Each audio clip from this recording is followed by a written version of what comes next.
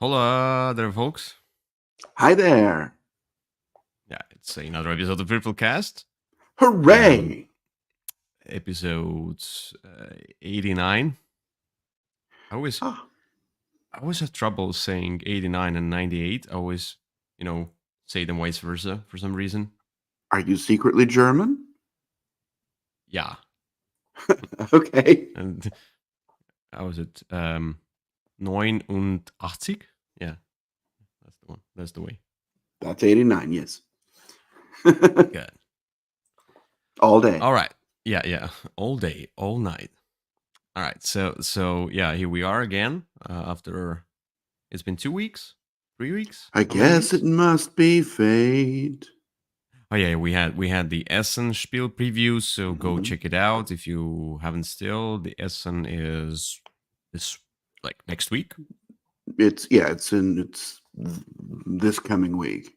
this coming week. Yeah, so I'm sure it will be a lot of fun for people and People who probably are not for going. you. Yeah, Um, you're not going this time. Well, what's the I'm matter? not. I had too much else going on. And it's earlier this year than it was last year, and it just conflicted with too many things. Oh really? Why? At least I have a sense it's earlier. It sure seems early. You were surprised last week that it was last time that it was so early. Anyway, I couldn't go this year. Maybe I'll go next time. Who knows? Maybe me too. I haven't been there in years. So yeah, there are No. a lot Well, if of. you're going, then I don't want to. Um, All right, we can meet halfway. Anyway, and just is that visit somewhere? France Is that what, Iceland? I, or Iceland. I don't know. Yeah, that's probably my halfway between us. Mallorca. All right, so yeah, we're gonna start right away with uh, the not so board game related topic, which is Okay. called Watchers Babble. And so yeah, it's about what we have watched recently. Did you like it or not? I watched quite a Okay. few things, but I found this cool. So I found this reality TV show, Korean reality TV show Always called dangerous. Devil's Plan. So Okay. you have not seen that one. I have not seen that one. So And it's been basically, recommended to me by a certain Korean. So, yeah. So look, it has just few episodes out right now. There will be more episodes out next Tuesday, and even more. Like it mm, has this weird schedule of few episodes in a bunch. Korean shows have weird schedules for episodes. So anyway, this is a show about if it reminds me of Squid Game. Squid Game is a TV show. It's cinematic. It's not real. Yeah, but this one reminds me a little bit of Squid Game because people are there inside whatever building, and they have those. Basically, they have the headquarters where they just discuss and sleep, and have this kind of a usual reality show where they're all together. But then they go to different rooms, and those different rooms have the games set up, and those games are, they're not the hardest games ever, or physically. It's more of a mental challenge or a deception or this deduction, etc. So, for example, it's not a spoiler. The very first game they play is a adaptation of Mafia. So yeah, they have different roles and they try to deduce whoever it is. So the thing is, they do have tokens and they can earn extra tokens. And once somebody is out of the tokens, so, because you can also lose them, you are out of this show. And Okay. there's one person. So like everybody's totally Korean. There's one person who is Canadian, but he has Oh, some hmm. background with Korea. So, but he's totally Europe, like European looking, and and he was the first one to go. I was, I was like, okay, everybody's like totally Korean, and this one is like Canadian Korean. Bye Yeah, bye. that's always it's funny. There's another show that's kind of like that called Physical 100, where they're trying to find the perfect physical body, and regardless, say it's regardless of race, gender, or age, but their pool is 100 people. 90 of them are men, and like 10 are women, and there's like 3 non-Koreans. Hmm. And they're mostly younger guys. And so you're like, well, this is an interesting pool we're pulling from. Yeah. Anyways, sorry for the spoilers, sorry for all that minor spoilers. Anyway, it's just fun to watch. I mean, like there was Okay. the first being the second game was like Monopoly or something like Hmm. that. But I mean, like I don't know what's coming up next. So what other games they Okay. have, and they have some other mini games to increase the prize pool, and then they have this Hmm. kind of a prison going on. So the ones who have the most tokens, they choose, or the one who has the most tokens, they choose 2 people who they think will not be beneficial for the next game, so they can send them to prison for half a day Okay. or have like for the whole night. So they have to sleep on those bunk beds and get some own bread and one Oh, tangerine and milk, and it's it's that like sounds a like a Korean show. Um, yeah. all right. Anyway, Devil's Plan, go watch it, and more Very episodes to well. come there. So, All right. what's yours? Well, mine is also continuing the theme of Korean TV shows. Mine is a show called Moving. Uh, Korean name is Moving, because they don't Okay. have a V. It was recommended to me by a Korean friend of mine. This one there's one season right now. I'm sure there will be more, but um, basically, a young boy wakes up, or a young boy discovers he has the ability to fly, and then kind of his mother is trying to help Hmm. him suppress that by having him carry a backpack full of heavy weights and and water, and he's like constantly drinking water to keep his weight down, or his weight up, so that he won't float away. And and then he finds this girl who has the ability to heal herself, and she's very interested in him, and every time she touches him he gets excited and kind of floats away. uh, and then there's some American guy who's a Korean and speaks very poor English, uh, who's coming and trying to look for people with special powers and kill them. And um, it's a very violent show. Uh, Okay. there's there's the girl's father also has the ability to heal himself, and is there's several episodes where he's working for some kind of Korean gangsters, and he just kind of goes up and has people stab him, and then he pulls out the knife and cuts people's hands off and things. It's weird. Um, but the show's actually very engaging. Um, I'm about 2/3 of the way through. I'm it always takes a little longer to watch stuff with subtitles, because I can't just put it on in the background. But Hmm. I've been really enjoying it. It definitely makes you want to eat certain foods. There's again the kid, his mother owns this tonkatsu restaurant, and is constantly feeding him so that he'll gain weight and won't float away. Uh, Hmm. and it just you're sort of sitting there thinking, that looks actually quite tasty. Uh, but I've really been enjoying it. There's a lot of interesting surprises, and now it keeps taking different turns than I thought. It kind of feels, it almost feels like it's been 3 different shows, because there's the part with the kids and they have this interesting romantic comedy, and then that part kind of stops. It goes a hard stop at about episode 9, and then it goes into the background of the parents, and there's some office drama, and that's for another 4 or 5 episodes. And now it seems there's some North Koreans that have invaded, and and they're trying to find out who they are. And, and Okay. it's an odd show, but I've been enjoying it. That's Korean show. Moving. So, yeah, Yeah. yeah. Moving, like with 2 O's, or just No, it's moving. with 0 O's. It's with a Korean oo sound. but it's moving would be the English is the Just English moving. name. I mean, Okay. it's in Korean. Got it.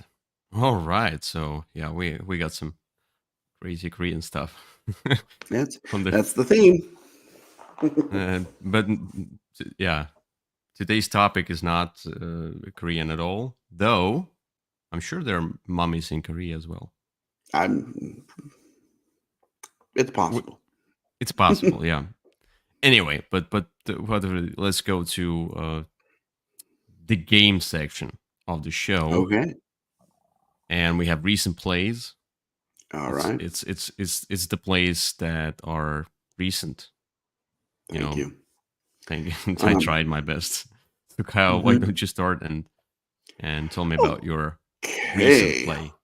My recent play, the only one that's kind of new, I've been playing a lot of older stuff lately, is I played through the Missing Expedition expansion for Lost Ruins of Arnak.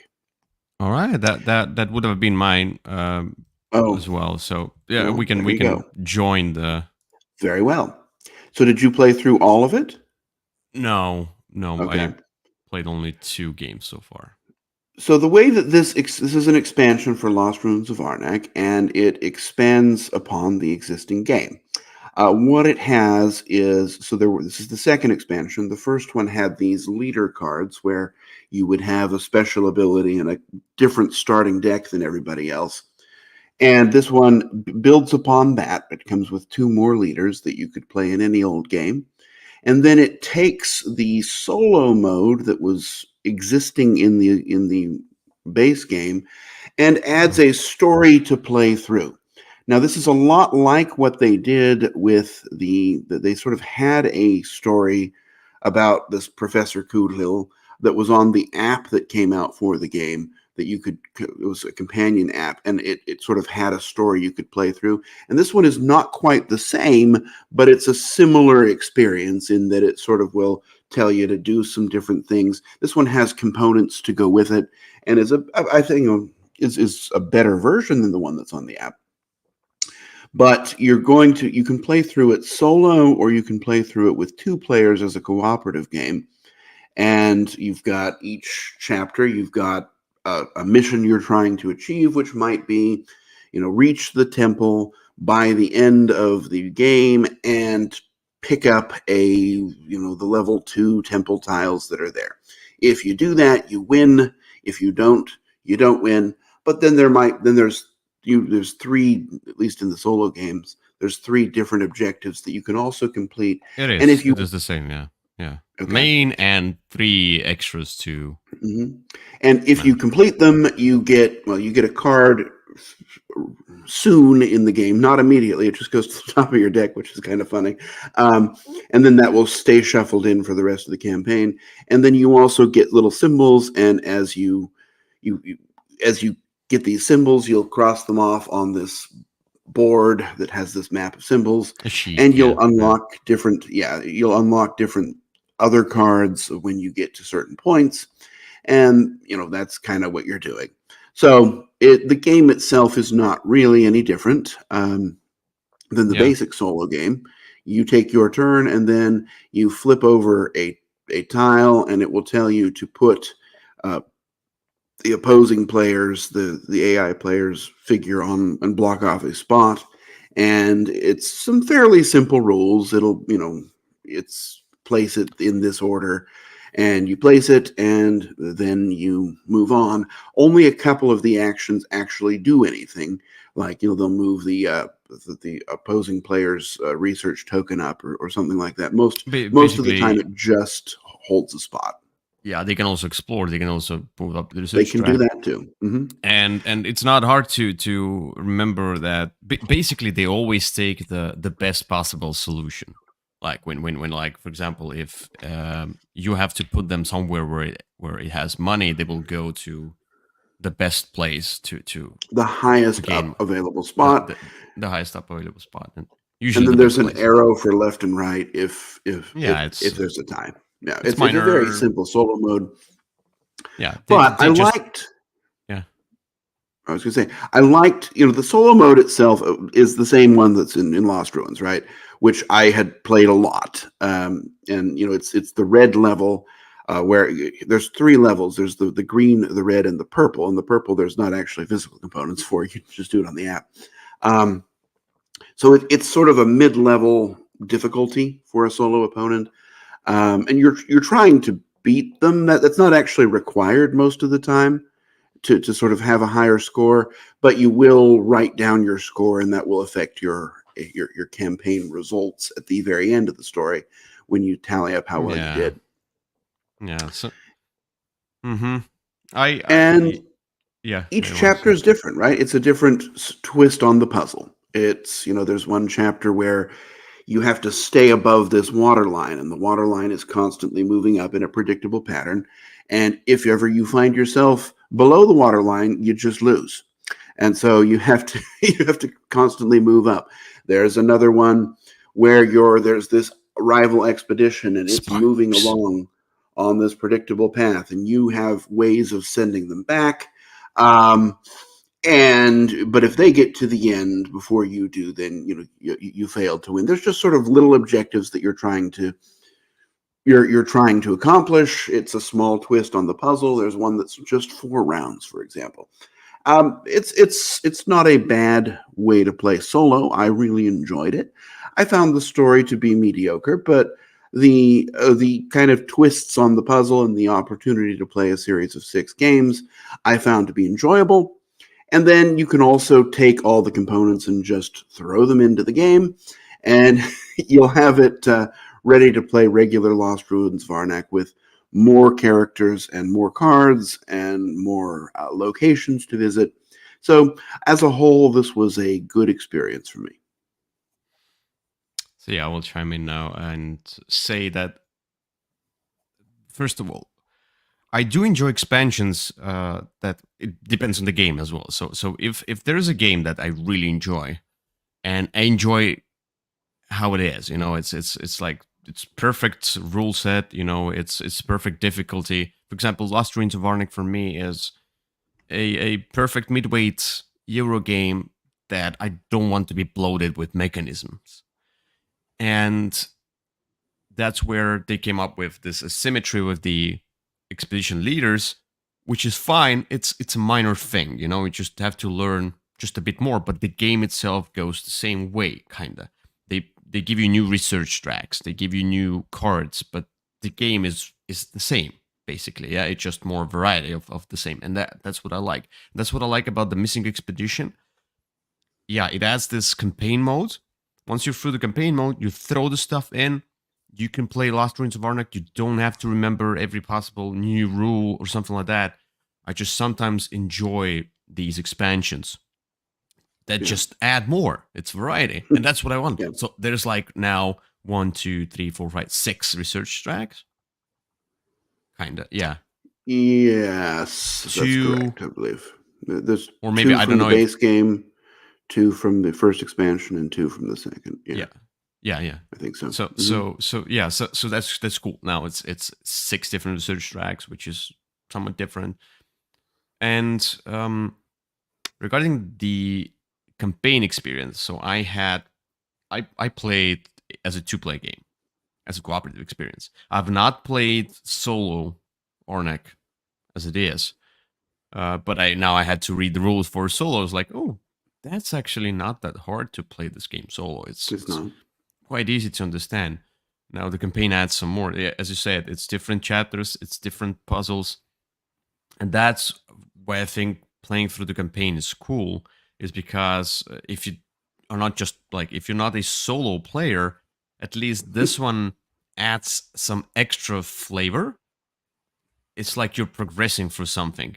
If you just play a solo game, it's just a puzzle you need to solve and get whatever high score to win the opponent, something like that. But with this campaign, I feel like I progressed through the story, and I like how it's special puzzles. Basically, it's not just like it's a free roam. You just play worker placement and the card game. It has some special things going on within each chapter. At least I played the 2 chapters. I looked at the 3rd chapter, so some cool stuff coming up. Now, is it a cooperative game or cooperative campaign? I'm not sure. Now, if you want it just for the co-op experience, you can play it, but it's I would not seek the greatest co-op experience here. First of all, it's only 2 players, and it's still the puzzle you need to solve. It's just now 2 people solving the puzzle, and this is one thing though I like. So I can see how playing it solo versus playing it 2-player can feel different, because it's not a cooperative game as it is, but this cooperative module, basically as a 2-player, I can totally see it working, because when we played this expansion, we were discussing like, so should I go here, then you go here, and this and this and that, don't take this place, it's like the discussion starts on itself. The other thing is that there are the 2 pigeons.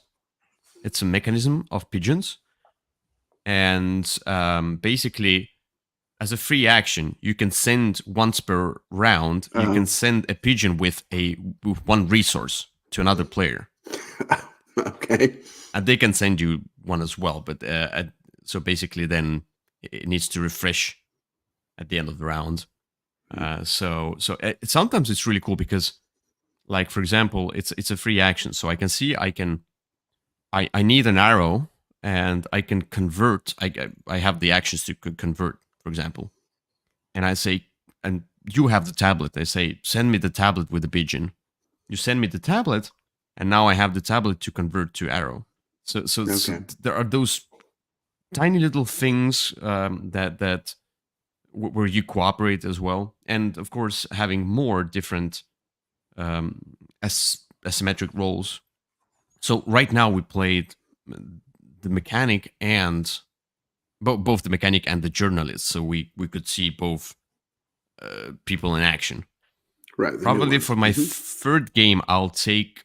So basically, I've not played every possible role from both the expansions. So for my 3rd game, you can change. I will probably take the professor, I think, and he will take something else. I remember we have not, like, we played Arnak together. We have not played 2 of the total number of those roles, so we're gonna try those new roles as well. So and it's a great way to try all the different roles, by the way.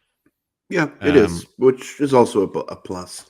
You can just take a new role each time, and then just learn this new thing. And when you are finished the campaign, you are wiser, I would say. Yeah. Yeah. Anyway, yeah, it's. I think it's a good addition. It's not the best expansion ever, but it's enjoyable. It got me to pull the game out and play it 6 times in a row, which that's kind of what we are looking for sometimes in an expansion, is a reason to pull out the base game. And there's like a little bit of story and those things. Yeah, as I said. There's a little bit of story. It's it's not the best story, but it's okay. Yeah, one thing is that if you I play with another person, so it's harder for me to get it to the table because we have to get together to play it. So that's why I'm slow on the campaign. If I would play it solo, I'll probably play 2 sessions in an evening and then get it done in a week. I did it in a weekend, so it was it was a weekend of Arnak. Oh, that's a new expansion coming up. Second campaign, weekend of Arnak. It kind of feels like it was already. That sounds like it was this action. This last weekend of lost weekend of Arnak. Yeah, lost weekend of Arnak. Okay, that's all right. Anyway, cool. So the same. There we go. The same game or the same expansion we chose, but different approach to it. So there you go. But a lot to discuss. Let's get to the next topic, which is crowdfunding, where we take a look at the the games to back, to All possibly right. back, or for you to back, or for me, or for anybody else. I Well, go to Kickstarter, yeah, that's or usually the safest place for me. Uh, Game Found recently has been.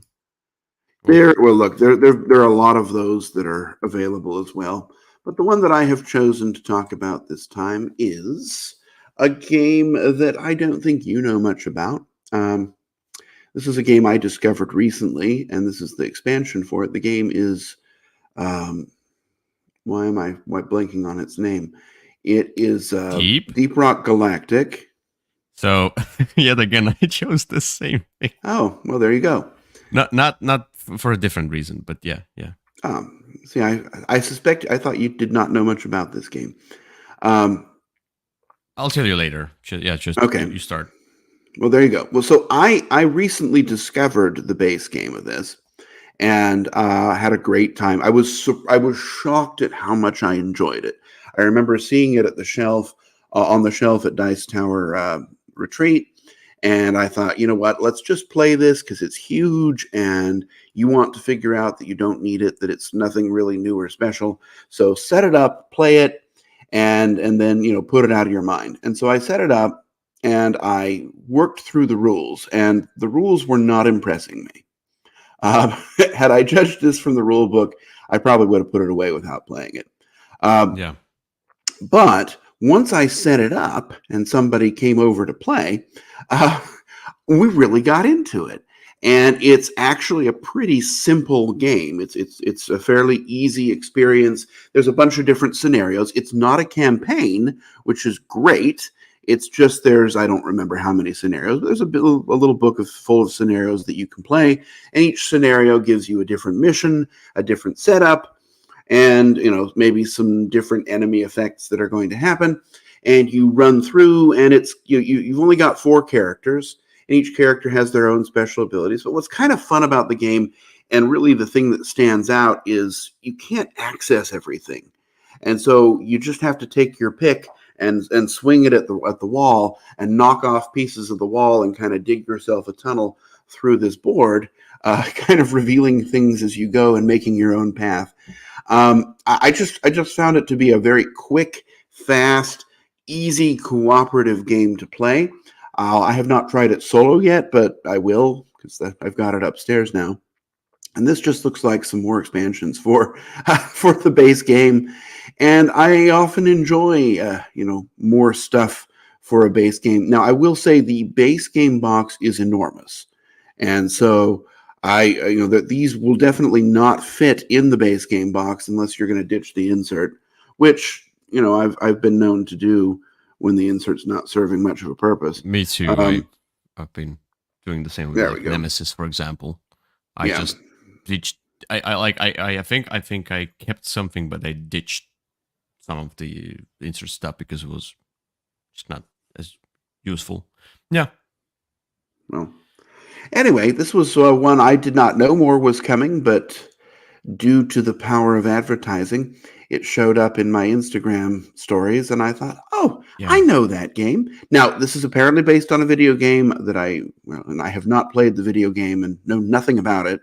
It looks like it might just be available on the computer, and that's not where I play video games. So, um, but anyway, that's my experience and my excitement for the new game with new stuff. Let me see, where is it? Okay, I don't know. Anyway, so why I chose this one? I'm a huge fan of the video game.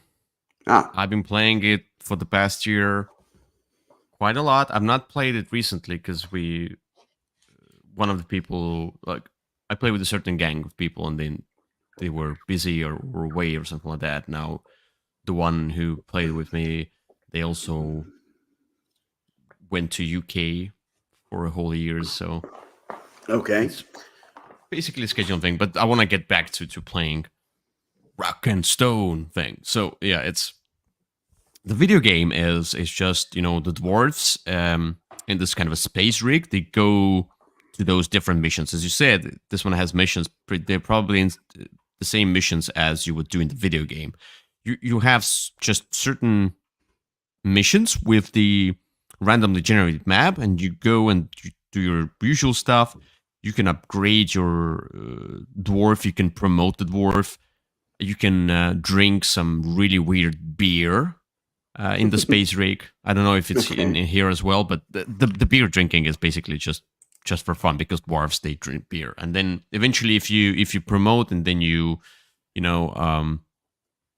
get a certain thing, that then you can start overclocking your weapons. And I heard in the game you also overclock. So here is probably easier. In the game you have to grind and you have to play quite a lot to reach certain levels. And then you can always you can switch between different roles of dwarves. I don't know how much is in the base game.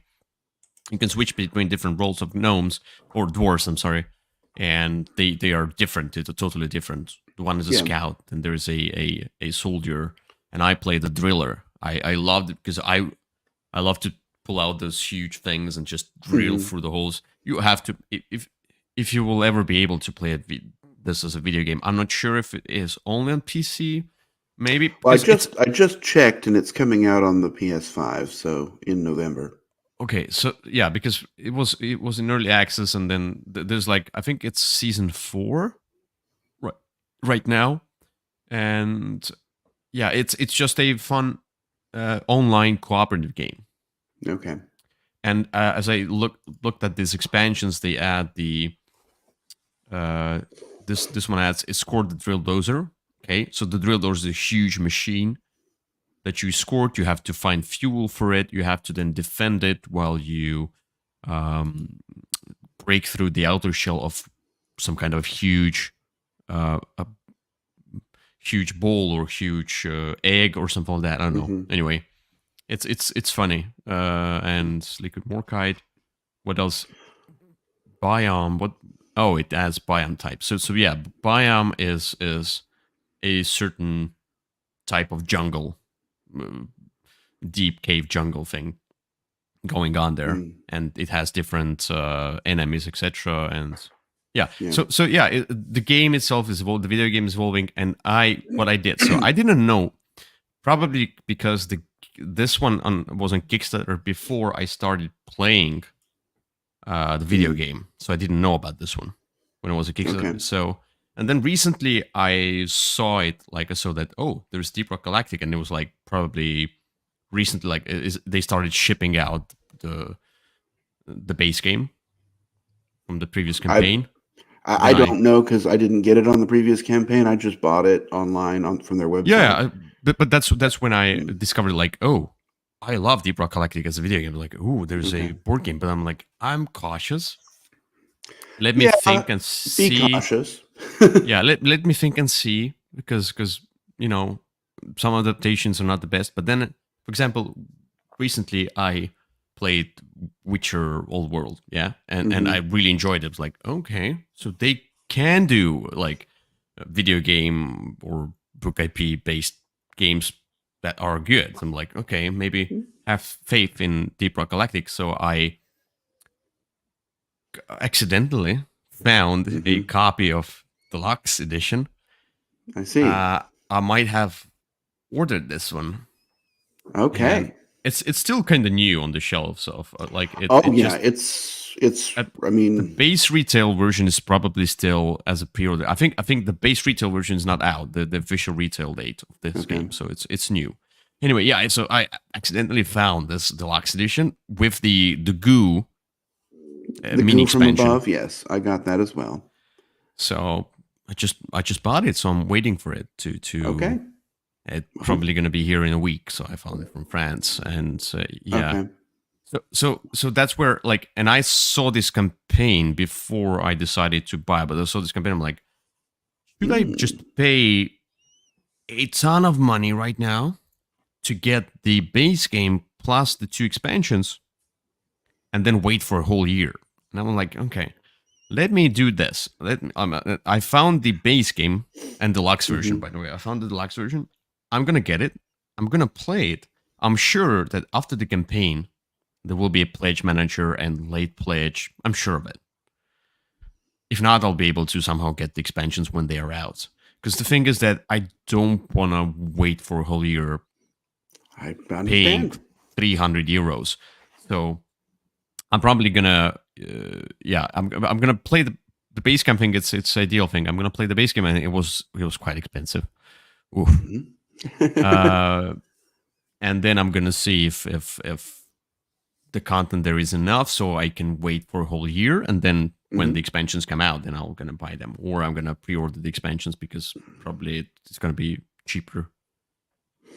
Who We'll see. knows? Well, I'll be excited to hear what you think about the game. I will tell you the rules were kind of a rough ride. I heard. There were not enough pictures in the rule book, and also this is a game where a player aid would have been nice, Hmm, but there isn't I one. heard. Uh, I heard there's like, well, now, this one is a new edition. Maybe they have the player aids now. I don't maybe, know. maybe The- the version that arrived last week from their website did not. So, no, it's uh, like this one is just like a second edition. maybe. Well, anyway, it's one of those games where once you're in it, you won't need the player aid, but it really would have helped with learning and teaching, because of course at an event like Dice Tower Yeah, second Retreat, edition. you have to both learn and then immediately teach the game. So, yeah, but Yeah. I still enjoyed it, regardless, or even with a few minor hiccups. But I just found it to be a kind of definitely not a Euro game. I would say it like that. Yeah.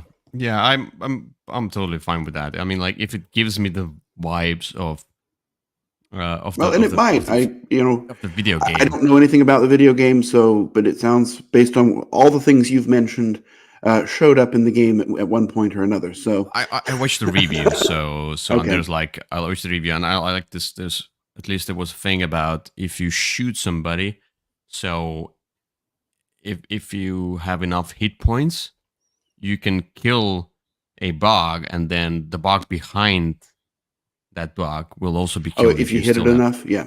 Like that's that's something I would recognize. I mean, like when you in the video game when you shoot and you have kind of a like a machine gun kind of a thing, hmm you shoot through enemies and you shoot the hordes of them. Basically there are those phases like when the hordes of enemies come. I think it's the same in the board game. Definitely happens here. I don't remember the name for that, like whatever, but the hazard event. But yeah, it's really cool. And then you shoot, and then it can go pierce through the enemy and go to the next enemy. Yeah, Yeah, yeah, that's all in here. yeah, great. Okay, So well, so there you go. far we've been choosing the same stuff. So it seems like we've finally synced. I guess I suspect that might end here, but Because the next topic is bye, try, goodbye. That I don't have any vote in. I mean, like I do have a vote, yeah, but you you do have a actually. choice. hmm Yeah, you have a Well, choice. So this is the topic. Just briefly for those who maybe have not watched our podcast. This is a topic about where now only Kyle gives me choices.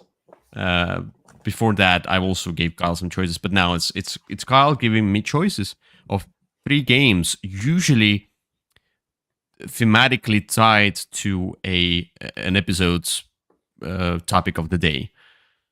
So we'll see. I'm probably gonna get some dry Euro games coming my way.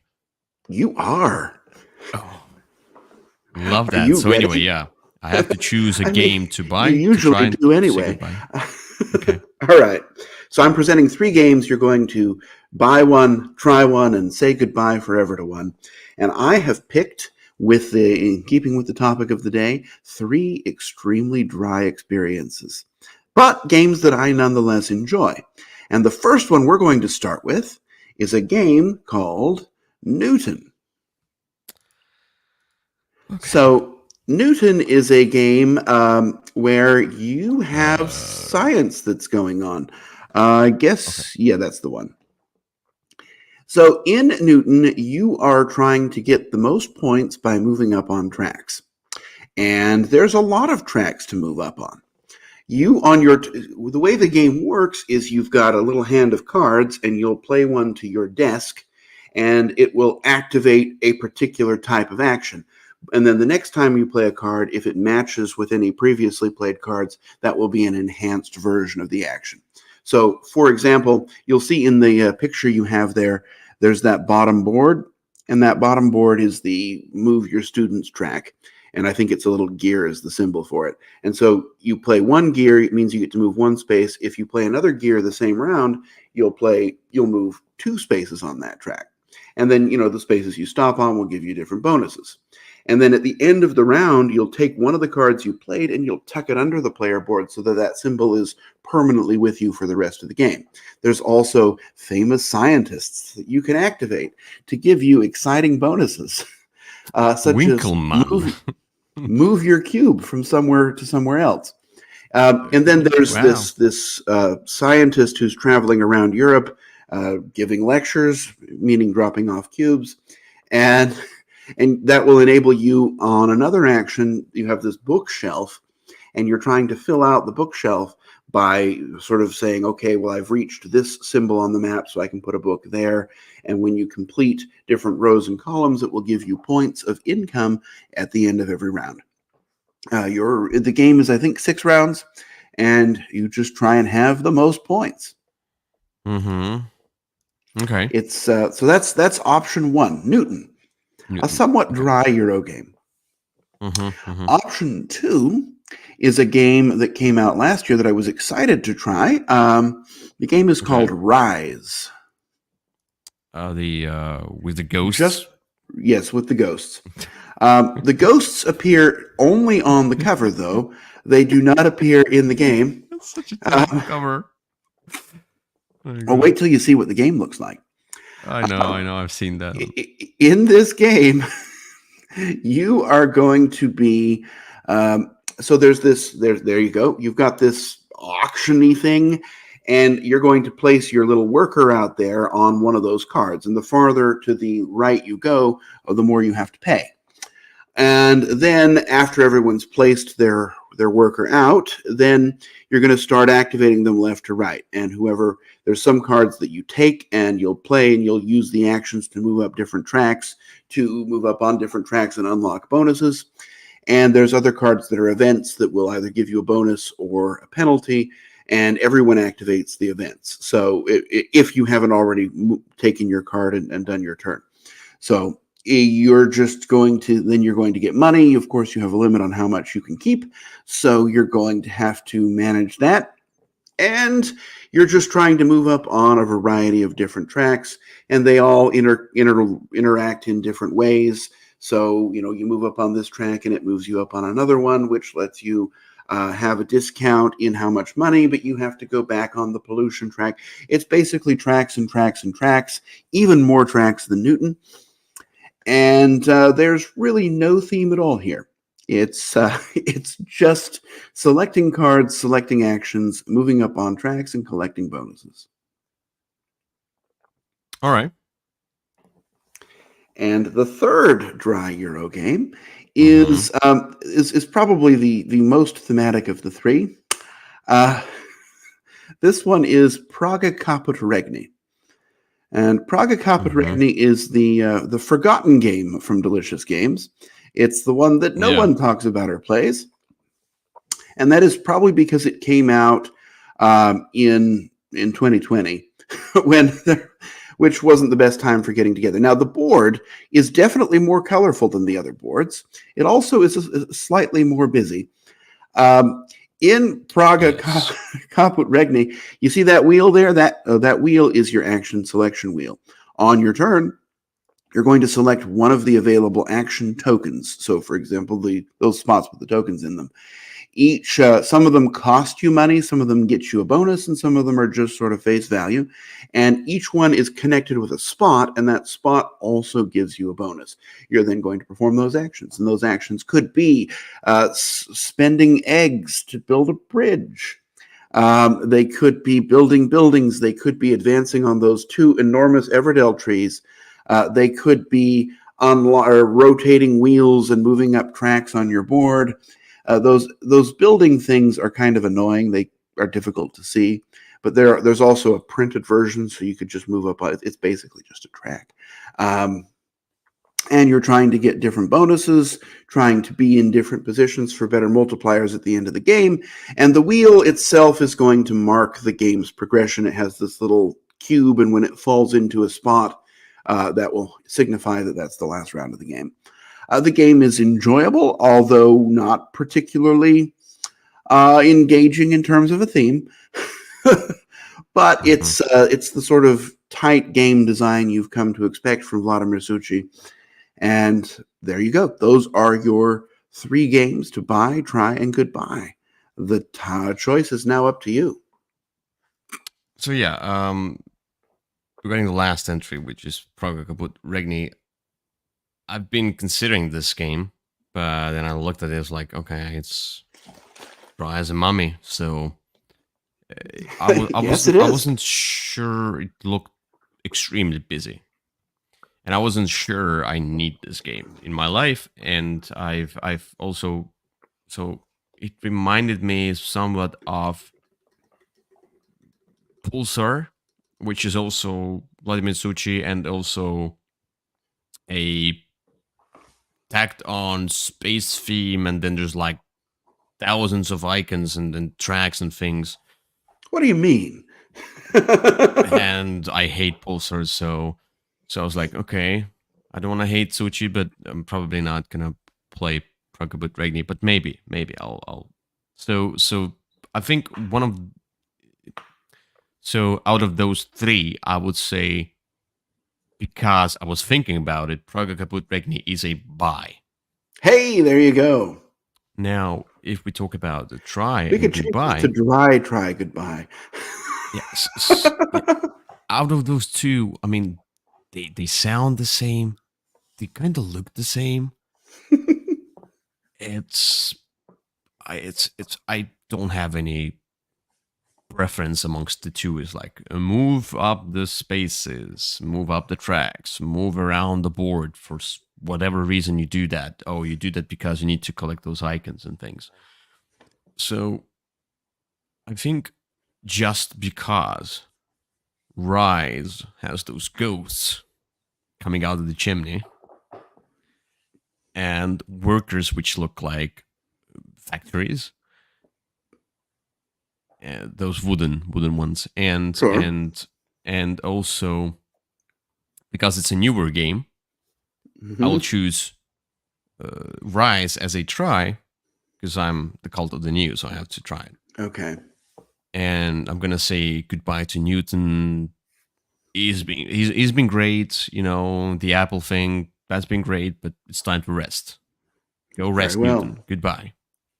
How did I do at selecting 3 dry games?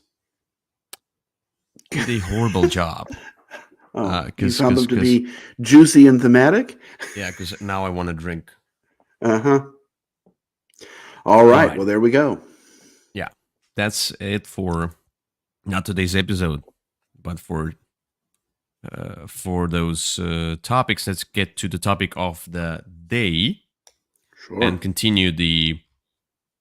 Oops, just a moment. So the topic of the day is top 10 board game mummies. Mm-hmm. Not moms, mummies, like Egyptian mummies, or basically they can be some other mummies as well. But by top 10 you mean 5 from you and 5 for me? Just a moment, and I wanted to say top 5. I'm sorry.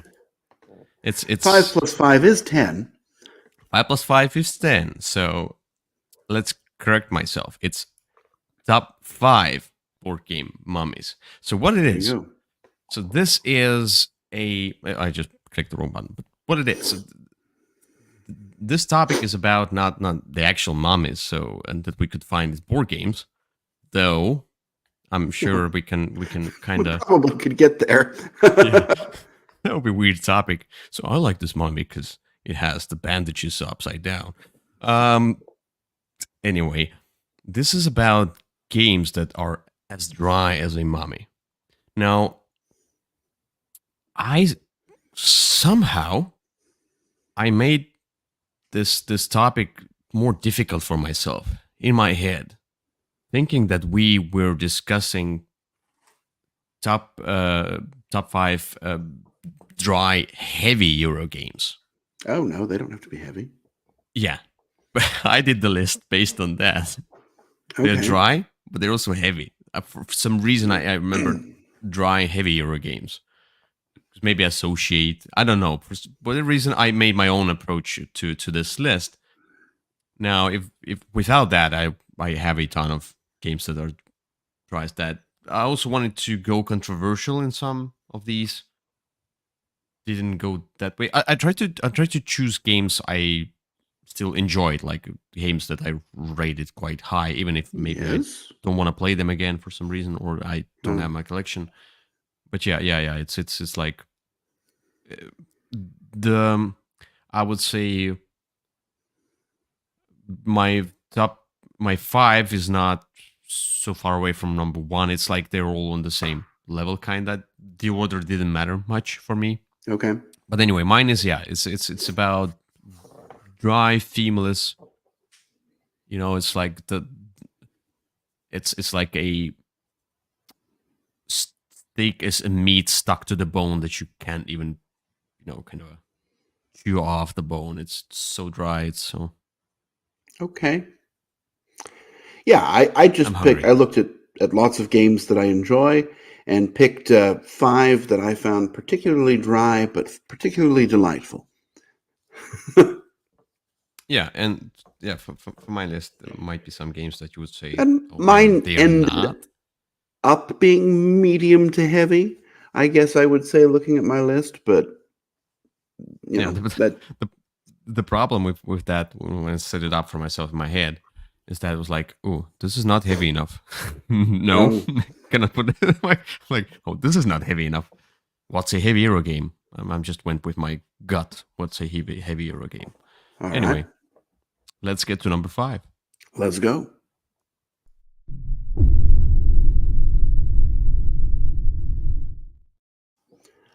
All right. My number 5 is a game that I believe you have not played, but I've talked about a few times actually with you, and it's actually one you might enjoy. This is a game that is loosely themed about the life of famed industrialist Andrew Carnegie, and the game is, of Okay. course, Carnegie. Now, when I say loosely themed, I mean there's a picture of him on the box cover. Uh, Yeah. Thematically, there's really none here, but what you're trying to do is this interesting mechanism of timing, of sort of action selection. You're selecting from 4 different actions, and everyone's going to do that action, and you're trying to select it at a time when it will benefit you the most and your opponents the least. And so you are moving your workers around this little factory. And if they're in the right place, they can activate when you select the action. And then you're trying to have them out on the board in different areas so that you'll get income when you select different actions. And there's these interesting sliders that are kind of down there, you'll see in the bottom, and you're pulling those out and trying to move the discs off of them onto the board so that you can get more income and more bonuses and more points. But there's really no theme at all here. This is a game that lives and dies by its mechanisms, and I found its mechanisms to be enjoyable. And although the game is as athematic as it's about, probably pretty much as it's possible to be, it's a delightful one to play. Yeah, I've not played this one and probably not don't have any desire. Yeah. Oh, I How could I? suspect that might be the case for many of the games on my list. Oh yes. Anyway, my number five is so. But by the way, Carnegie was. It's. I think it's a heavy Euro game, so at least you're on track with Mid to this one. heavy. I mean, like on a heavier side, let's say. So I Okay. for mine, you can also say that it's not completely heavy, but it's on a heavier side. It's not like for me, midweight game is maybe something different than for you. Anyway, Probably. my number five is Cooper Island. That's pretty dry. That's that's very dry. I mean, there's water Yes. thematically, and you like basically you You move the going boat like around. so yeah, you move the boat around. Yeah, it's kind of makes sense for whatever reason. And why do you move it around the different islands? Who knows? Nobody knows. And so this is all about just maximizing your being as efficient as possible with your worker placement and getting tokens, putting them on some tracks, and then getting some bonuses, and generating resources and building up the island. And it has this kind of a Taluva effect or something like that, where you can you build the different tiles on top of each other, so Yeah. the land becomes higher, and then you generate resources. It's so dry, but it was interesting. And I agree with both those statements. and because it's so dry and rather heavy, first of all, when if I would get back to this game, I would not remember a thing about how it's played, Oh because it's no. so mechanical that you need to play it constantly to remember how to play it. It just you cannot really grab onto something and remember. It's impossible. And the other thing is that so you will not get a satisfaction from scoring, because if you score like 25, 30 points, oh, you've done well, my friends. It's like it's There you something like go. that. I'm sure there will people who would score like maybe 60. There will be amazing. I don't know, but it's low scoring game. So an interesting thing about this game, I agree that it's dry, but it seems there's a lot. I'm shocked. I'm surprised at how often it's referenced in other games. There was a Cooper Island promo for Underwater Cities, and there's a Mm. call out in the Last Ruins of Arnak in that lost missing expedition. One of the event cards, you find a dog named Cooper, and, Mm. and have a choice to follow him or not. I don't know. Maybe it's some sort of legend or connection to the Czech Republic. I have no idea. But I yeah, don't think this so. is one that I want to get back to, actually. I was just thinking about it the other day. Anyway, Cooper Island is It very doesn't dry, have a name. but you have to try. It's very dry and you have to try. Yeah. All And right. Victor doesn't like it, so that's that's the sad part. Yeah, it's I because I can see it melting your brain in a sense. Yes. It's just too much going on. There's a lot going on, a lot to process. Yeah. All right. A lot Let's get of to no, number you 4. can't do that. Oh yeah, yeah. Don't, stop. Don't do it. Anyway.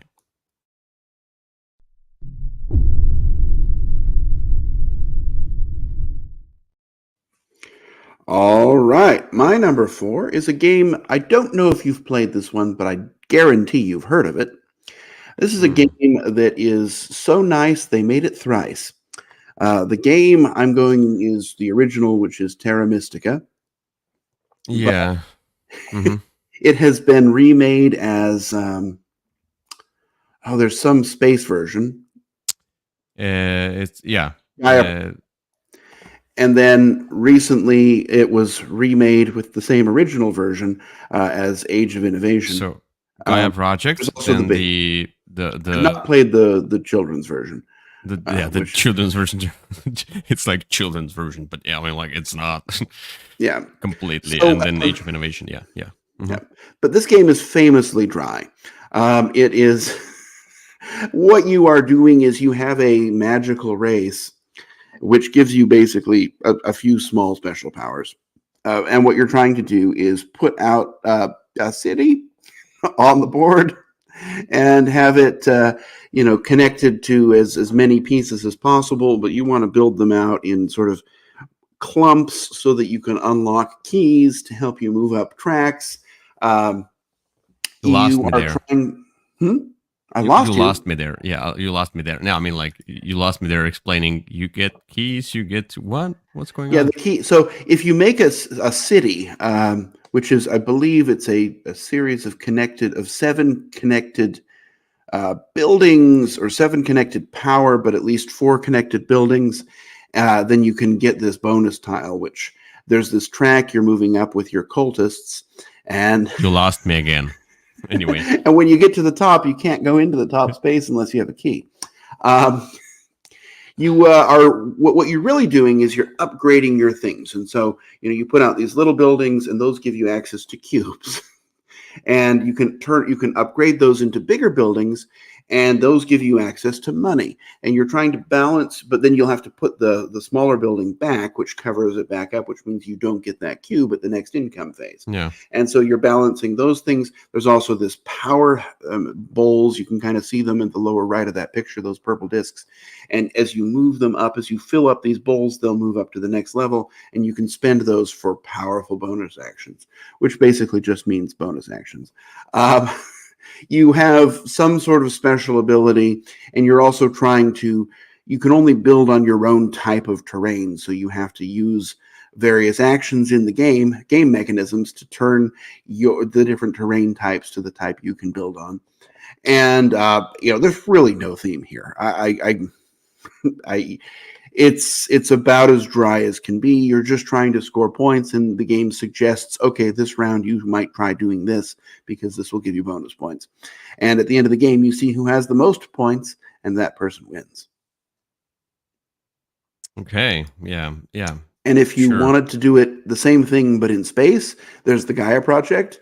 And if you wanted to do the same thing space on the same board but with slightly different racial powers, there's Age of Innovation. Yeah. I've heard of those. I've never played it. Look, high on your list. Yeah, when you look at this cover, you realize there's nothing there to like. I mean, I'm sure it's a great game for some people, but sometimes I just like, what is this dwarf doing? Well, you might be a dwarf. There are dwarves in the game. It's terrible. Well, and that's the wheel of terraforming there. So you can, the sand turns into the brown terrain more easily than it does the blue terrain, for example. Look at the pose. Like that guy's posing like he's discovering something new. Magazine cover, and this one is has this kind of a keen look. Hey, you know what I'm going to be doing with this shovel. Yeah, sure. All right, let's get to some other dry games. Okay. Anyway, so my number 4 is a game that some people might consider thematic in a sense. There is a theme, at least at the beginning of a rulebook, and then it ends. And if you tell me that there's theme and it has thematic ties, I would punch you because it's dry. It's so mechanical. It's Black Angel. So this game has theme, and sure. I'm waiting to be punched. Oh, that is a very garish looking board. So first of all, it's. I mean, like in real life, it looks a bit better. What you're gonna do? So you have different cards and your own player board, and you have the tiles that will produce resources, and then you choose a card, and based on that card's color and where you put it in a column or row, you produce the resources. Why? For whatever reason, I don't know. It's some kind of a technology thing. Mm-hmm. Then you have this main board with worker placement. You have the different dice, and then you have robots. Yeah, those robots, they could have been aliens. They could have been lizards. Not. They're robots. Yeah, they're robots, but they could have been anything. And then you do that worker placement thing where you just get some stuff. And based on the die and based on the color of the die, it's all like interconnected. It's all cool. And then you have this other board. It's a space board where you put down those mission cards that will also give you some kind of maybe points, maybe resources. the bots are like flying out of this spaceship into Into spaces, space. Mm. which is also related to the color of the dice you pick, and it's all like color related. There's more ties to color than to theme. Anyway, yeah, it's in space, and you feel like you are in space. Definitely. Like you are traveling through space. You totally feel that when you put out those mission cards onto this board. Anyway, I did. jokes aside, it's you just do stuff mechanically. You try to find the best combination of the die, its color, the card, the tile on your technology board, the mission card that you're gonna put on this space board. Just trying to find those different connections, combinations. That's it. Yep. And the theme about the ship is flying to New Earth type thing, and then you have like some kind of preserved humans or sperm or something like that. I don't know what it is there. I don't know. I don't remember that. I mean, like it's some kind of preserved new generation. That's what I remember. But that's the only thing I can. The people are in deep sleep, and the robots are just don't sort of taking care of things. Maybe not. I don't remember preserved sperm. It's just from some kind of movie. A different game than I did. Anyway. This I enjoy this. You know, it is sort of the base core mechanisms are straight out of another game called Troyes, which also has no theme, and then it's sort of added this and no art. This speed. They've added different colors. Instead of beige, we've got pink, and then there's this board where the stuff is kind of rolling off.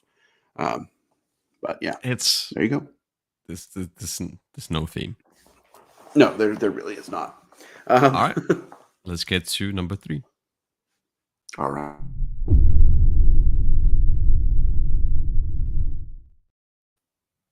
So speaking of preserved sperm, in my number 3, we are groupies. Let's keep it simple, please.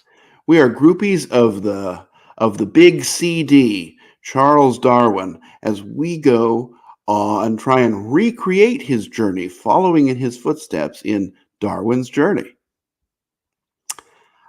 Basically, there's the theme doesn't even make any sense. I don't understand what's going on here, and I've played it a ton. Basically, what you're doing, though, is it's a worker placement game. And the game definitely advertises itself as mechanisms first, because what you're trying to do is specialize your workers. And the way you specialize them is you purchase seals, different colored seals, and that's the wax kind, not the kind. But I like making that noise.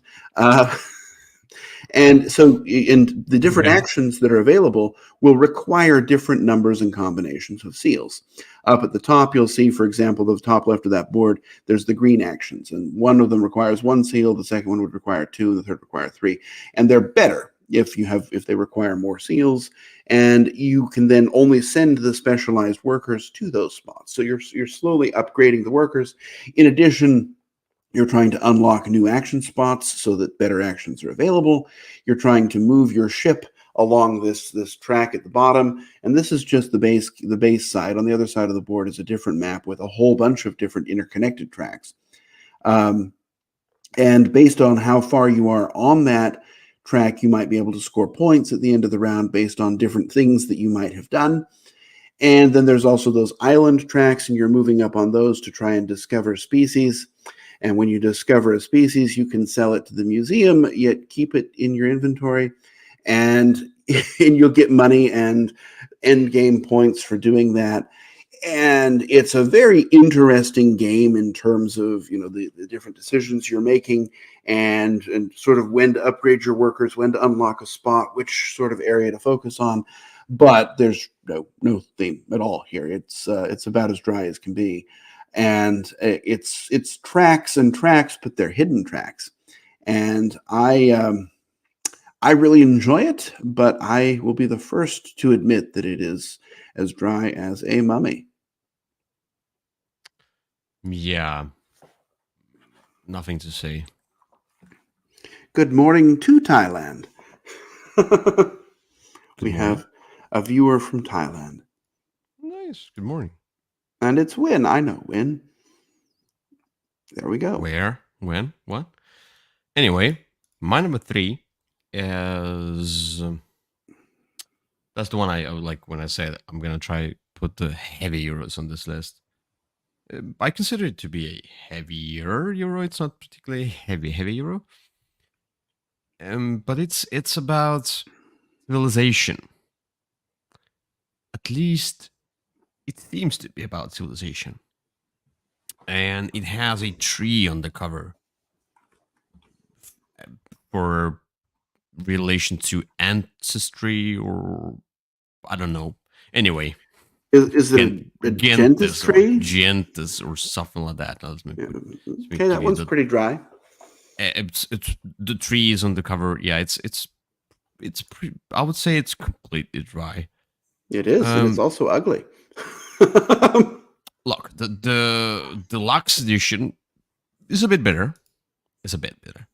Anyway, but what you're doing is so basically you have your own player board with available spaces on the time track, and you're choosing the different action tokens from the main board and putting those down along with the time tokens. So basically, this depicts how much time do you take to do this action, kind of thematically or whatever. I don't know. Is it tied to a theme or not? You are building up civilization. I didn't understand. What you're doing is that you're trying to choose the actions efficiently enough to then rearrange your workers on a worker track, and there's like there's two workers on each side, and then if you get more of that worker than the other workers, you have to make less of them. There's like a total number you can have amongst the two workers. Mm-hmm. Are they fighting each other thematically? Yes. I don't know. Let's say they are. And then they are. What you're trying to do, you're trying to put down the houses onto those different regions of some kind of a map. Mm-hmm. And those houses will score you points. And then there is another spot for the houses where you get some bonuses. You score points there as well. And you want to get to those cards. And those cards, they are also for bonuses and end game scoring. Yes, they are. Basically like... And there's locks. I remember locks. Yeah. Yeah, like you can see locks there. And you can see the player boards. So you're doing something to increase your amount of available spaces on your time track and, play as efficiently as possible, doing cool stuff, placing down the houses for whatever reason, and manipulating your workforce to get those contracts, I call them contracts, done. And that's Gentis or Gentis for you. It's extremely thematic. Yeah. No. Sadly, it's not. Dry as a mummy. It definitely is. It's a good pick for this list. It's also a good game, and one that I've talked about before that I need to get back to the table because it's been a while. Okay, yeah. It's not a bad game. I enjoyed it. No, it's not. It's a great game. But it's something where you also need to consider that if you do a mistake in this game, it's costly. This game is not forgiving. That's why you just don't do mistakes. All right. Fair enough. It's a good rule for life. Just don't make mistakes. Let's get to number 2. Let's go.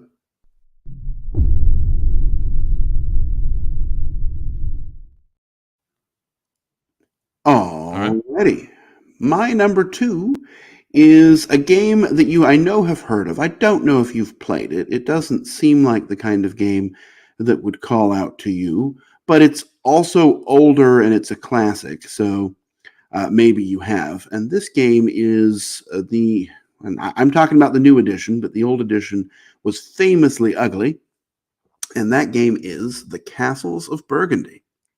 I've played that So, one. I've played that one, unfortunately. Well, there you go. Finally, you have one on my list you've played.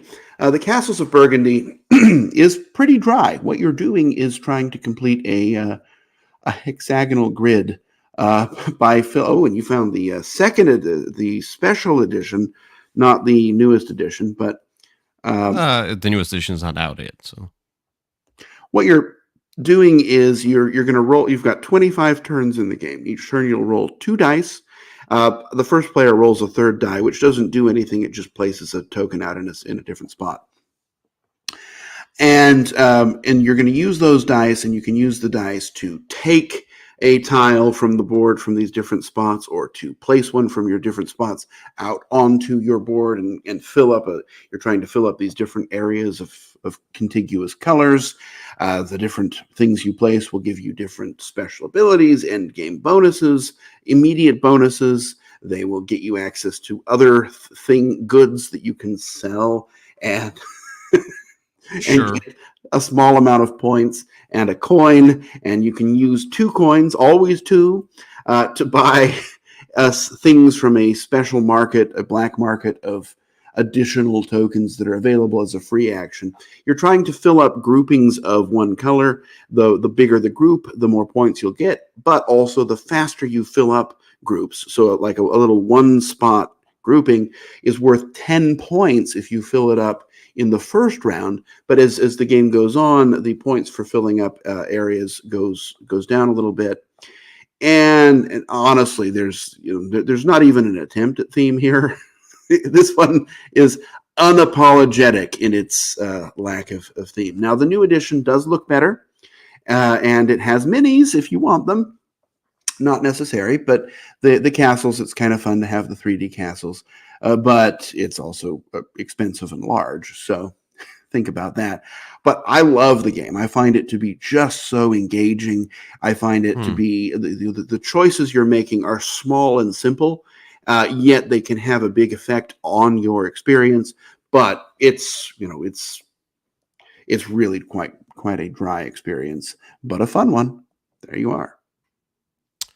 Yeah, I've played a long time ago, the very first edition, like it was The one from Ilja. 2013, 14 that I played it many years ago, and I was like, at that time I was like, this is the Feld game that I was like, okay, it's the same as with Merlin. It's okay. I don't want to trash the game completely. It's not for me at all, but I didn't want to trash it at that time. Right now, if I would play it again, I would probably trash it. I would just be very brutal to it. Did you consider it to be highly thematic, or would you consider it to be a fairly dry Euro game? I consider it to be highly unlikely to play it again, ever. Shocking. Because my number 2 is something controversial, and I think some people will totally say that that it's not true. But I feel like myself when I played the game, I felt like there's not really any theme, and it's all as well. It's efficiency puzzle. There is one thematic thing that I'll talk about. Anyway, I'm talking about Brass. Let's say Birmingham is the Okay. most popular one. Yeah, that's pretty dry. I feel that Brass Birmingham, though having amazing art, the new version, the old version had very dry art. This one, there wasn't an older version of Birmingham. Yeah, so and you can kind of see it's like you're traveling around, you know, picking up goods, or you're generating goods, and then you have a beer. You're doing something with the beer. I don't remember exactly all the things, but what are you doing? You are maximizing the efficiency of your cards. It's not like you're really traveling around. It's just you play a card, you kind of base your action on that card, or cards, like traveling, but actually not really. And yeah, you have those different factories, but it's basically efficient cube manipulation, I would say.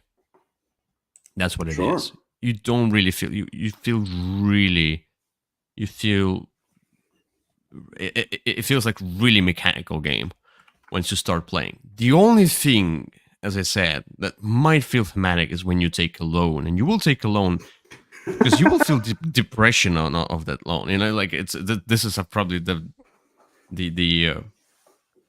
only thematic thing is that you can totally feel depression from that loan, like in real But life. loans are time travel. Yeah, that's how it is. But in this game, you have to take loans. You will not be able to play the game without taking loans. But yeah, I mean, like, it's sarcasm, of course, but loans do not make the game thematic. Yeah. You mean time travel doesn't make the game thematic? In Brass Birmingham, this is a time travel mechanism, actually. Anyway, I don't know if you agree. I know if other people agree or not. Maybe they feel it's more thematic than this, but this I find game isn't it very thematic dry. at all. I find it to be quite. I do want to give it another go. It's been a while since I've played this one, and I loved Nucleum, and everyone I played Nucleum with said that it had a lot of brass aspects in it. So I'm willing to give it another try. But I will agree that it is quite dry. Number one, it's heavy Euro as well, and it's number one on the There you go. the world track overall rank. Okay. Anyway, let's get to number one. Let's go.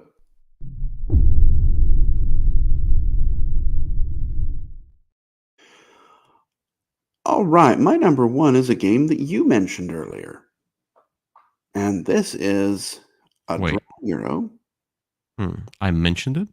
You did. For whatever reason? Yeah, for whatever reason. So the Gold Rush. You remember the Gold Rush? That's Yeah.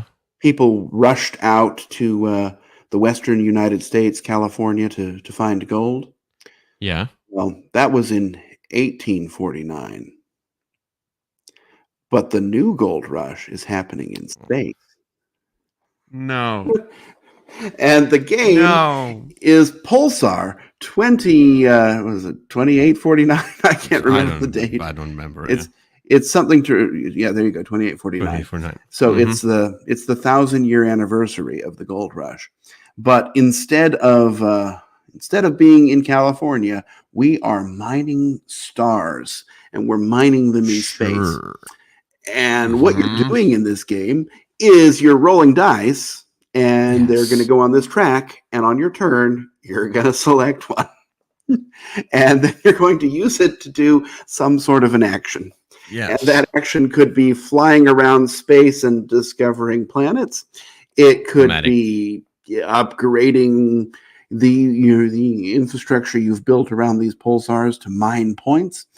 It could be working on technologies which will give you some sort of special ability. Very technological. Look, I love this game. I find this game to be fantastic. It's one of my very favorite games, but I will be the first to admit that this is not the thematic experience that maybe you may have been hoping for.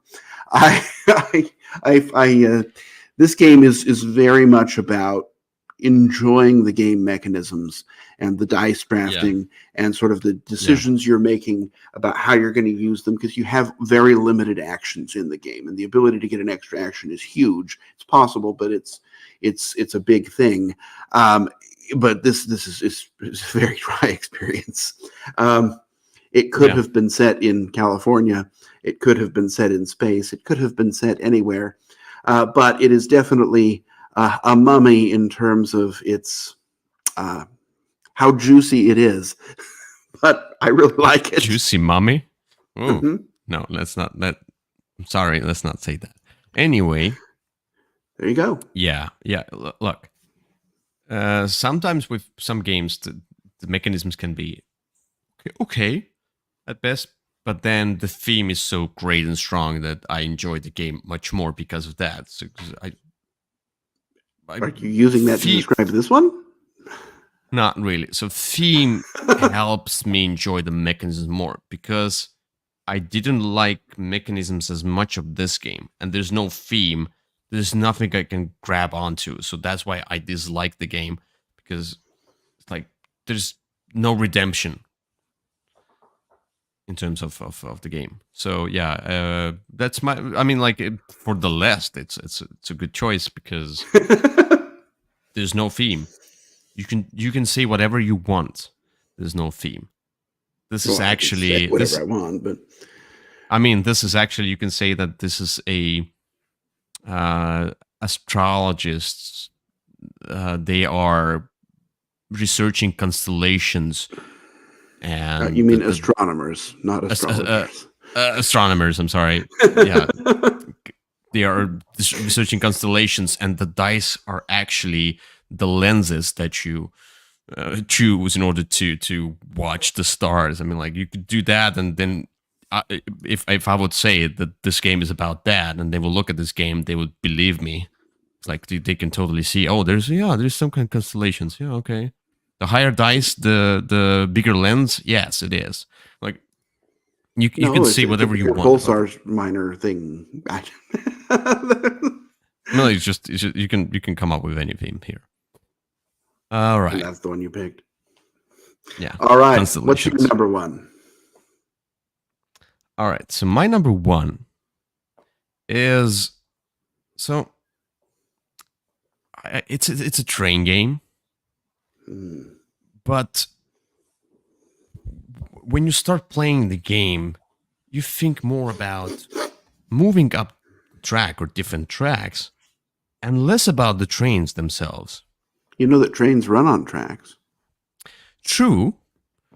You could tie a theme to this game, but I bet once you start playing and get into a plethora of points, you forget about the theme instantly. Especially, this game is tied to a certain country. It's Russian railroads. That's a very thematic game. Yes, and there's like Russian railroads, German railroads. It's like Russian railroads, American railroads. Yeah, it's like okay, so you can totally see how much theme they try to implement into the expansions. But look, well, I now have ultimate railroads, and me too. So I got it back because there's Asian railroads as well. Because I wanna play Russian railroads, Asian railroads. Oh my god, it's impossible. And there's American railroads in the box too. Yes, and coal expansion, etc. Anyways, so this game is about yet again the efficiency of the movement on the tracks, and you have those different types of rails for whatever reason. I don't remember exactly. You just have to move the one before the other. So basically, the color is in order that you have to move them. You cannot move the gray past the black, etc. So no, you would not do that. Yeah, and this is a worker placement game, and quite enjoyable worker placement game. And you get the different resources. You can move the things. You can change the engine, and changing the engine will basically, yes, because it will let you travel further down the track. Because usually engines just kind of crap out about after two spaces. Yeah, because you need to get an engine of whatever thing, and then anyway. Then you get engineers, and those engineers, what they do, they might repair your engine. No, the engineers, they give you worker spots, special worker spots. That's what engineers do. You don't know. You have you been to Russia? Have you been to Russian railroad company? I've been to Russia. Yeah, but have you seen how they operate the rails? Maybe that's the way they do. Maybe the engineers are there to, Let's just say I've ridden quite a few German railroads. Have you used a lot of coal for that? Anyway, yeah, no, we're no longer using coal. It's a track movement worker placement game. Very enjoyable. Lots of points at the end of the game. Trying to find and put out the bonuses, and then you have this ultimate railroads not the expansion, but the ultimate box, basically the anniversary box, which does not really change the art style. I wouldn't call it a deluxeified version. Oh no, it's just it a big gives box. you it gives you big box to store all of the, and it consists of all of the different modules and the expansions, and then it's the only way to get the Asian Railroads expansion is to buy this huge box for a lot of money. And even if you only want the base game and Asian Railroads, no, you have to buy the whole thing and get American, German, and whatever other modules there are. Russian. Russian is the base game, so yeah. Yes, I will say, to be fair, this edition came out after the other one's long been out of print. So, true. It's a way to get in. But Reprint, I had the other three, and I bought the new one just for the Asian one, and then I gave my original one away. That was disappointing. I would have liked to purchase just the single one, but that's okay. I enjoy the game enough that it was worth buying again. I had this game a long time ago, and I really enjoyed it. But then it was like, it's Russian Railroads. And then I think I also got the American Railroads expansion to it, which was a hard to find promo. Yeah, I found it at the BGG booth. They sometimes have those hard to find promos and things, and so I found it there. I bought it. Maybe I got something else as well, but anyway, what I really wanted for this game. So there's the same time I did Russian Railroads and First Class, and I'm like, I don't think I need both games in my collection. Both of these games, I just felt like that, and I'm like, I sold Russian Railroads with this American thing. The other thing is why I sold it, because I could not get my hands on German Railroads expansion, which everybody considered to be amazing and essential and whatever. It was like, okay, it's not going to be in print, it's out of print, whatever. But now as they came up with this, I'm like, okay, I can get German Railroads, I can also get this new expansion. That's right. Yeah, and I remember this game fondly. And as far as I have heard, the Asian Railroads seems to be well received. Yeah, it's pretty good. I like all four. It's just, it's a different spin on the same puzzle. They just sort of approach each of the different ones differently. You're going to use the same basic mechanisms. It's just which way you're choosing to get points. Some become available in the different versions that aren't available in the base one. Yeah, I really want to try the American one because of this stock market thing. Stock market thing. Stock market thing. I like it. It's going up a bonus track. Stock market. It's thematic. Okay. Yes, it Russian is. Railroads is thematic. That's true. And you have to learn Russian. Golden Spike. Yeah, you have to learn Russian in order to play this game. That's how thematic it is. Mm-hmm. Yeah. Especially the German one. And Asian, you have to learn Asian. No, every box has a different language. It depends. It's like with the Lands Unknown. What was the Discovery? Lands Unknown. It's like you have you get different biomes. Here as well, if you buy Ultimate Railroads, you can get Korean. You can get Japanese. You never know. Shockingly, I did get the Korean one. All right. Anyway, and that's it for today. There you go. You are back on the bigger screen, and thank you for watching. Tell us about your experiences with Mummies and dry heroes and sperm preservation. Or juicy mummies, whatever. Just give us your picks.